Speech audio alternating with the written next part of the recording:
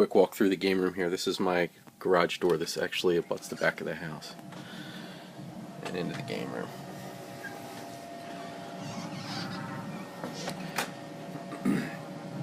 This is a Williams taxi. Has LEDs in it. I know a lot of people don't like that, but I think it's kind of cool. Pinbot's still all standard lighting. It has LEDs in the Pinbot's little matrix there. That's it.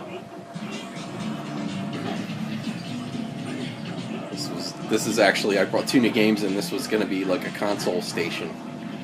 I had to move that out of there, so that's going back out. It's a 27-inch tube TV, and I was going to hook Genesis and Super Nintendo and everything on there, but I don't have room for it now. This is a main cabinet. It's got all Sky Soldiers art on it. This was just a generic Dynamo cab that I got gutted. Put a 27-inch monitor in it vertical, and it just plays all vertical games. You see here the 1 and 2 player start menu, and that drops you back to the menu. Try to cycle through some in here. Pretty much any game you hit, like Scramble. With the 1 player start. That loads the game. It's running the mile off front end. It just shows you like a full screen picture of the game that's being run in the background. It's kind of cool. I know a lot of people like the front ends with a lot more animation and stuff. I just wanted something real quick and simple. Yeah, this was originally a power drive cabinet. This is also a molded game. This is the first game I built.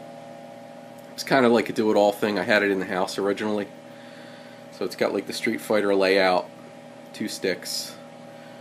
I added the buttons to the lower left there, so I had kind of a kludgy way to play Defender, and it also kind of emulates the Neo Geo layout a little bit if you use the bottom row. It has a trackball, and it has a spinner.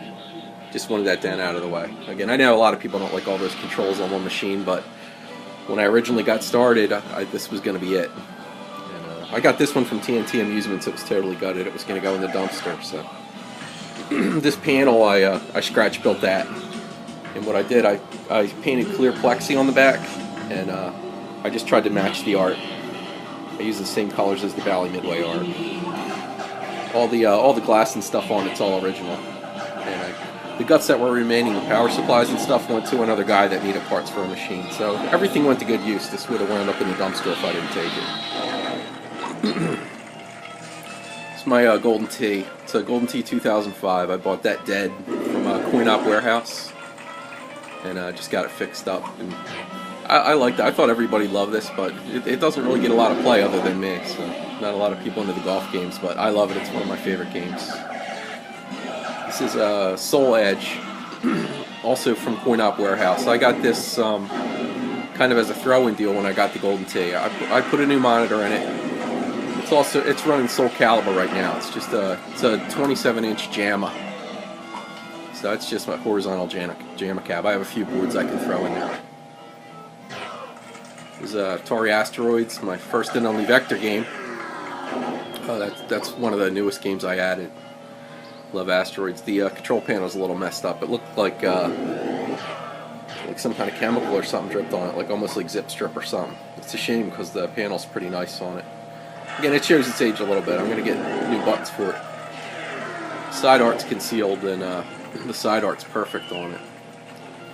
And the monitor's beautiful on it too.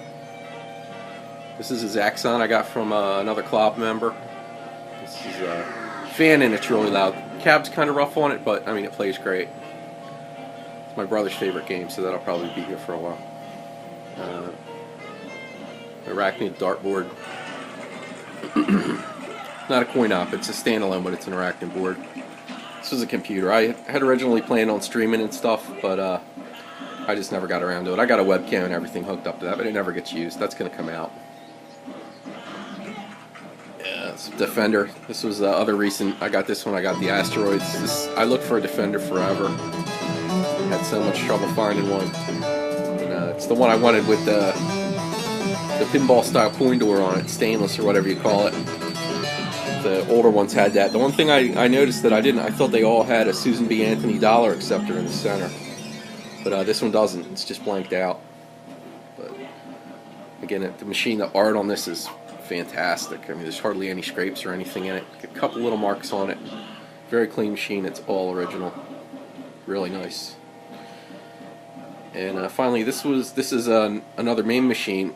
This is a little bar top I built when I couldn't find a Defender like a year or so ago. Maybe even longer than that. It's been a couple years now. I built this to kind of just get a Defender and Stargate fix. It's a repop Stargate overlay that I just trimmed down.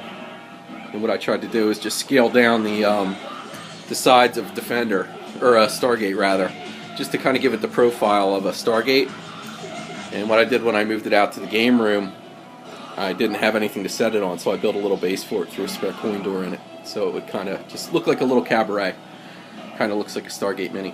What I did here, this works the same way with MAME. You just hit the 1 and 2 player start button, and it drops you back to the menu. And there I got Defender, Defense Command, Stargate, and Strike Force in one menu. So that's like all the Defender clones and you know, the legacy of Defender. Strike Force was the last one that was never real popular. And then if you go one over on the stick, there's the menu of the standard games it'll play. So it pretty much plays everything. This is running an old computer, Pentium 3, so I'm running an old version of MAME. I'm running MAME 70, but playing Defender on dedicated hardware and on this machine back to back. I mean, the MAME version is the emulation is probably 99% there. Here's my school board. This was from School Outfitters. A lot of people ask me about it. It was expensive. It was, I think, around $150, but it's real cool. Chauvet blacklight, and then this is just a Donkey Kong poster that somebody gave me when I bought Mike from Jersey gave it to me when I bought the Zaxxon from him. Okay, what I'll do here is I'll spin around. I'll flip the lights off. I do have a blacklight carpet in here. I don't know how good it's going to show up. The iPad is kind of doesn't take a good video.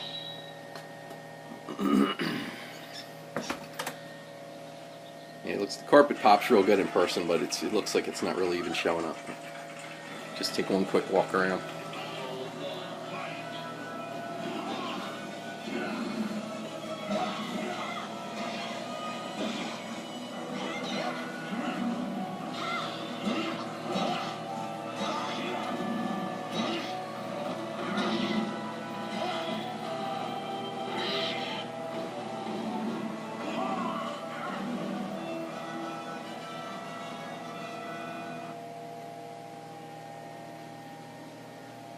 And that's about it. Thanks for watching.